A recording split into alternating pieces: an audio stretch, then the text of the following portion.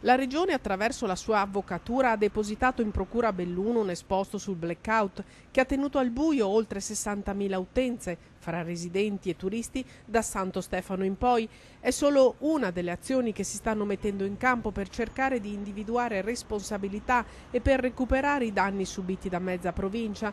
Non è stato il solo momento difficile di un inverno tanto anomalo, ne sono seguiti altri che hanno avuto l'apice negativo fra fine gennaio e inizio febbraio, ma quella è un'altra partita. Intanto arrivano i primi rimborsi in bolletta per chi ha vissuto il primo pesante blackout, un atto dovuto. Una goccia, veramente una gocciolina in un mare di rabbia che resta enorme. È veramente una piccola goccia e occorre veramente che sindaci ma anche deputati di qualsiasi colore politico continuino a pressare perché vi sia una ragionevole correttezza nei confronti di questi rimborsi che sono minimali, che sono quelli oggettivi per contratto, ma non dobbiamo fermarci a questo, dobbiamo riuscire ad avere qualcosa in più.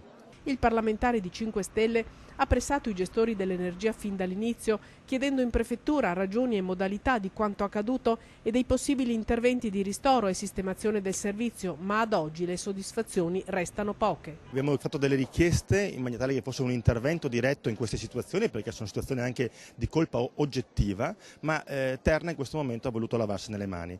Continueremo a pressare perché vi possa essere un intervento sul territorio, un miglioramento della situazione che ha delle responsabilità.